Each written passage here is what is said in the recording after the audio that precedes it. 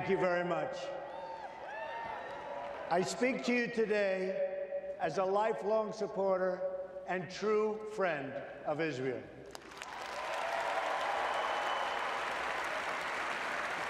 I'm a newcomer to politics, but not to backing the Jewish state. In 2001, weeks after the attacks on New York City and on Washington, and frankly, the attacks on all of us, attacks that they were perpetrated by the Islamic fundamentalists, Mayor Rudy Giuliani visited Israel to show solidarity with terror victims. I sent my plane because I backed the mission for Israel 100%.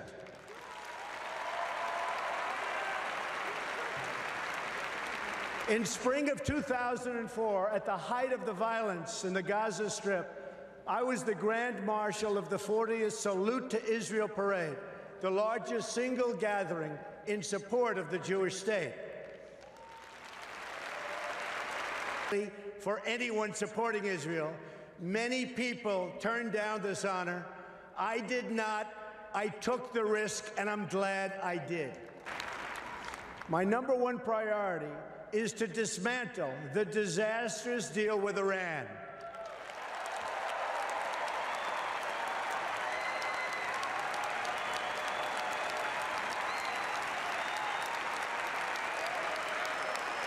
Thank you. Thank you. I have been in business a long time. I know deal making. And let me tell you, this deal is catastrophic for America, for Israel, and for the whole of the Middle East. The problem here is fundamental. We've rewarded the world's leading state sponsor of terror with $150 billion, and we received absolutely nothing in return.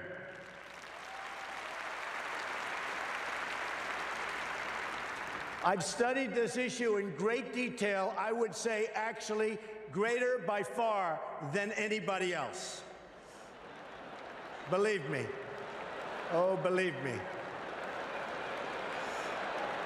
And it's a bad deal. The biggest concern with the deal is not necessarily that Iran is going to violate it, because already, as you know, it has. The bigger problem is that they can keep the terms and still get the bomb by simply running out the clock. And of course, they'll keep the billions and billions of dollars that we so stupidly and foolishly gave them.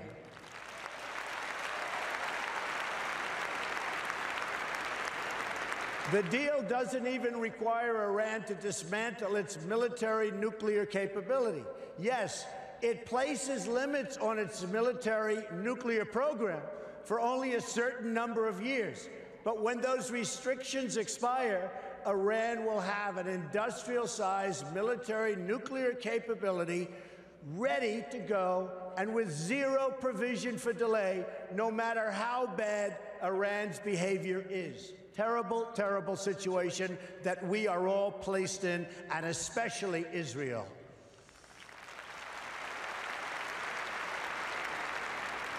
When I'm president, I will adopt a strategy that focuses on three things when it comes to Iran. First, we will stand up to Iran's aggressive push to destabilize and dominate the region.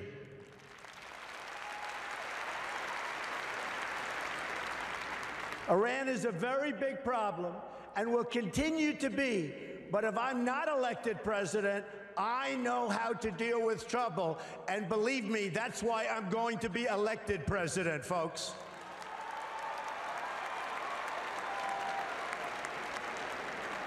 And we are leading in every poll, remember that, please. Iran is a problem in Iraq, a problem in Syria, a problem in Lebanon, a problem in Yemen, and will be a very, very major problem for Saudi Arabia. Literally every day, Iran provides more and better weapons to support their puppet states. Hezbollah, Lebanon, received, and I'll tell you what, it has received sophisticated anti-ship weapons, anti-aircraft weapons, and GPS systems and rockets like very few people anywhere in the world, and certainly very few countries have. Now they're in Syria trying to establish another front against Israel from the Syrian side of the Golan Heights. In Gaza, Iran is supporting Hamas and Islamic Jihad. And in the West Bank, they're openly offering Palestinians $7,000 per terror attack and $30,000 for every Palestinian terrorist home that's been destroyed. A deplorable, deplorable situation.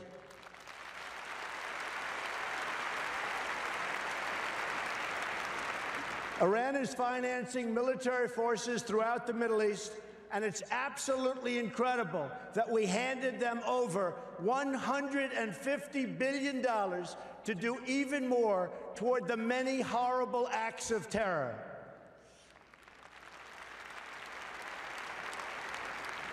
Secondly, we will totally dismantle Iran's global terror network, which is big and powerful, but not powerful like us.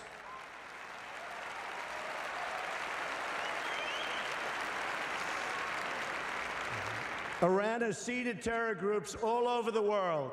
During the last 5 years, Iran has perpetuated terror attacks in 25 different countries on 5 continents.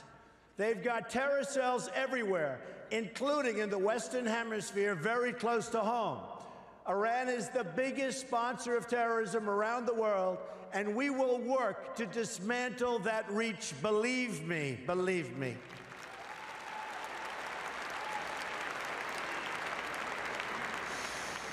Third, at the very least, we must enforce the terms of the previous deal to hold Iran totally accountable, and we will enforce it like you've never seen a contract enforced before, folks. Believe me.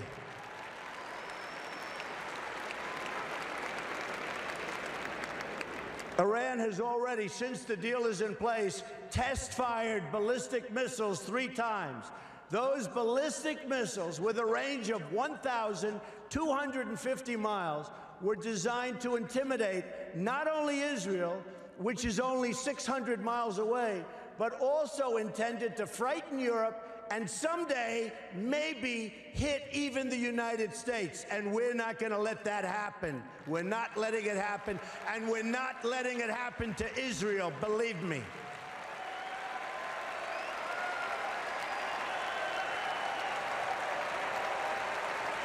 Thank you. Thank you. Do you want to hear something really shocking?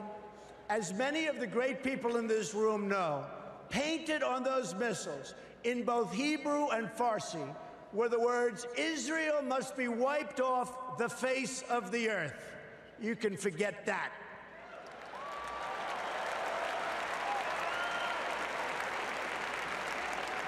What kind of demented minds write that in Hebrew? And here's another. You talk about twisted. Here's another twisted part. Testing these missiles does not even violate the horrible deal that we've made. The deal is silent on test missiles. But those tests do violate the United Nations Security Council resolutions. The problem is no one has done anything about it. We will, I promise we will.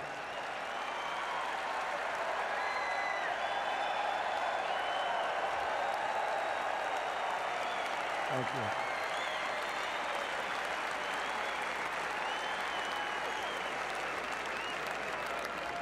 you. Which brings me to my next point, the utter weakness and incompetence of the United Nations.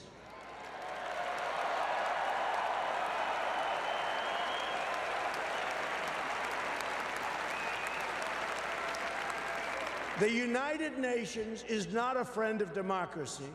It's not a friend to freedom. It's not a friend even to the United States of America, where, as you know, it has its home. And it surely is not a friend to Israel.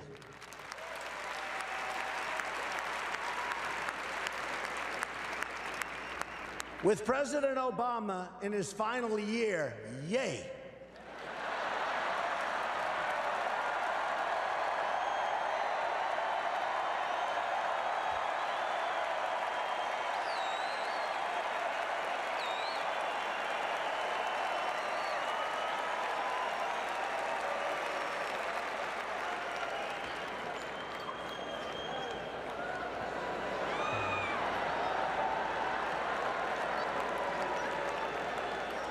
He may be the worst thing to ever happen to Israel, believe me.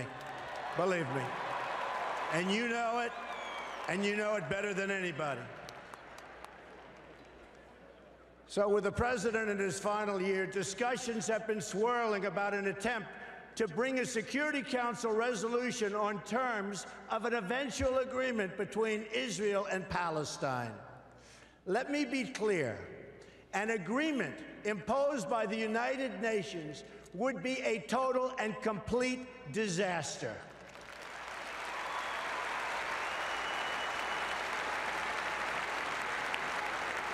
The United States must oppose this resolution and use the power of our veto, which I will use as president 100%.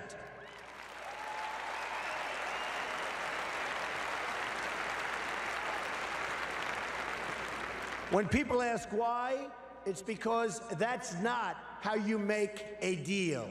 Deals are made when parties come together. They come to a table and they negotiate. Each side must give up something.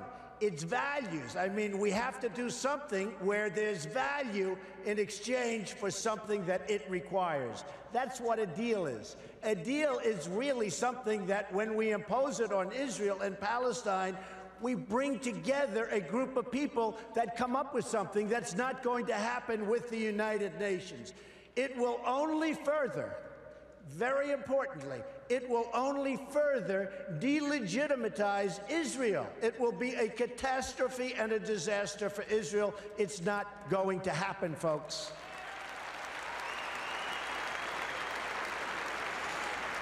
And further, it would reward Palestinian terrorism, because every day they're stabbing Israelis and even Americans. Just last week, American Taylor Allen Force, a West Point grad, phenomenal young person who served in Iraq and Afghanistan, was murdered in the street by a knife-wielding Palestinian. You don't reward behavior like that. You cannot do it.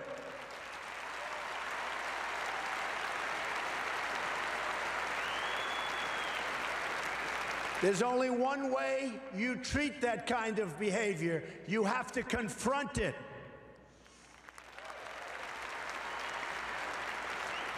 So it's not up to the United Nations to really go with a solution. It's really the parties that must negotiate a resolution themselves. They have no choice. They have to do it themselves, or it will never hold up anyway. The United States can be useful as a facilitator of negotiations, but no one should be telling Israel that it must be, and really that it must abide by some agreement made by others thousands of miles away that don't even really know what's happening to Israel, to anything in the area. It's so preposterous. We're not going to let that happen.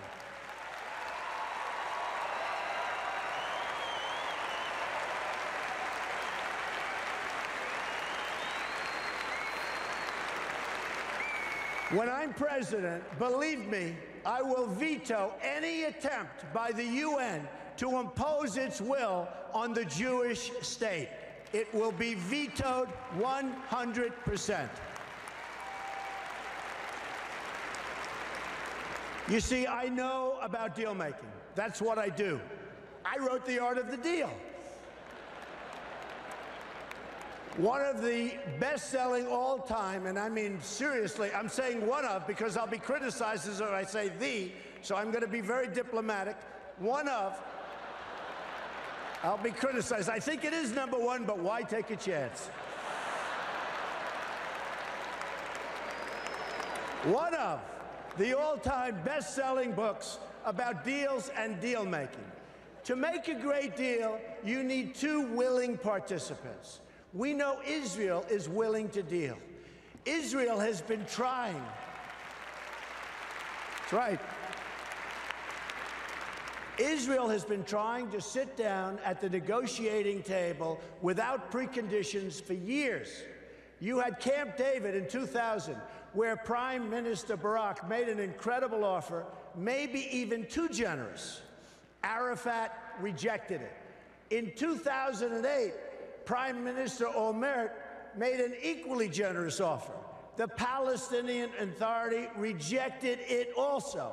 Then John Kerry tried to come up with a framework, and Abbas didn't even respond, not even to the Secretary of State of the United States of America. They didn't even respond. When I become president, the days of treating Israel like a second-class citizen will end on day one.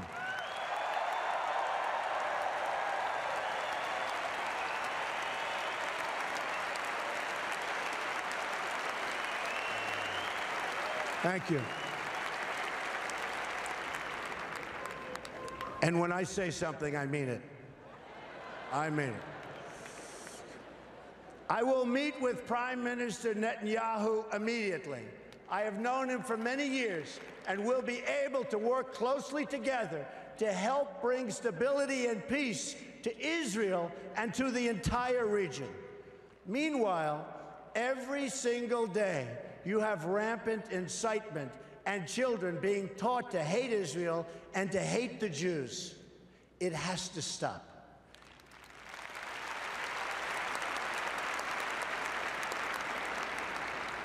When you live in a society where the firefighters are the heroes, little kids want to be firefighters.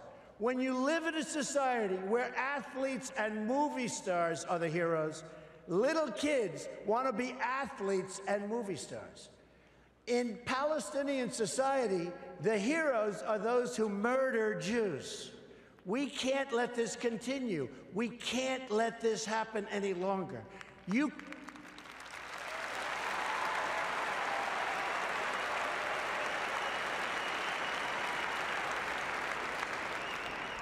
You cannot achieve peace if terrorists are treated as martyrs. Glorifying terrorists is a tremendous barrier to peace. It is a horrible, horrible way to think. It's a barrier that can't be broken. That will end, and it'll end soon, believe me.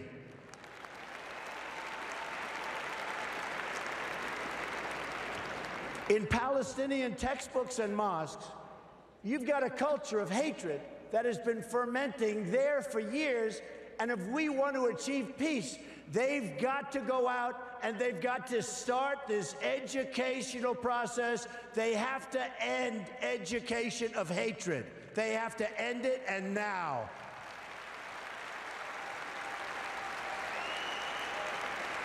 There is no moral equivalency. Israel does not name public squares after terrorists. Israel does not pay its children to stab random Palestinians. You see, what President Obama gets wrong about deal-making is that he constantly applies pressure to our friends and rewards our enemies.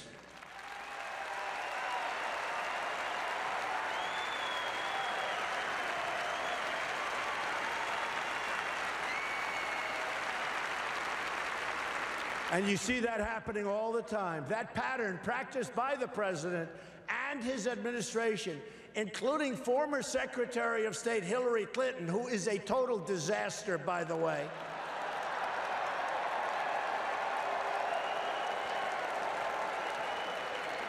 She and President Obama have treated Israel very, very badly. But it's repeated itself over and over again and has done nothing to embolden those who hate America. We saw that with releasing the $150 billion to Iran. in the hope that they would magically join the world community. It didn't happen. President Obama thinks that applying pressure to Israel will force the issue, but it's precisely the opposite that happens. Already, half of the population of Palestine has been taken over by the Palestinian ISIS and Hamas, and the other half refuses to confront the first half, so it's a very difficult situation that's never going to get solved unless you have great leadership right here in the United States. We'll get it solved one way or the other. We will get it solved. But when the United States stands with Israel, the chances of peace really rise, and rises exponentially. That's what will happen when Donald Trump is president of the United States.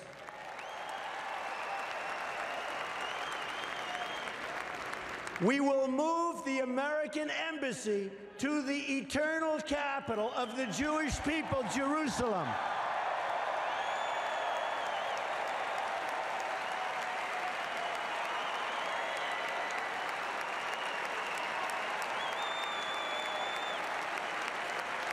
And we will send a clear signal that there is no daylight between America and our most reliable ally, the State of Israel.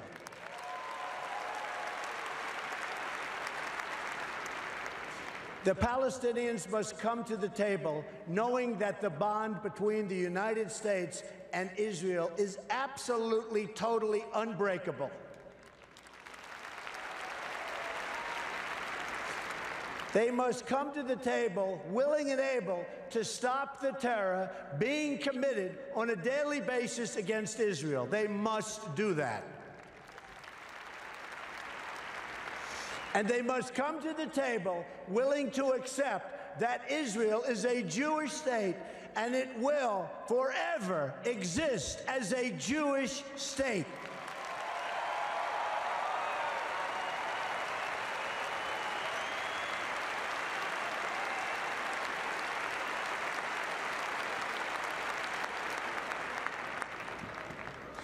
I love the people in this room.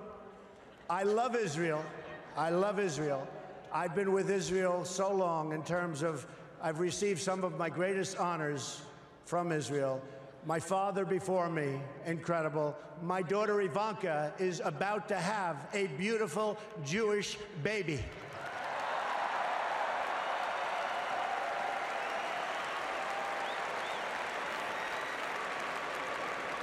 In fact, it could be happening right now, which would be very nice as far as I'm concerned. So I want to thank you very much. This has been a truly great honor. Thank you, everybody. Thank you. Thank you very much.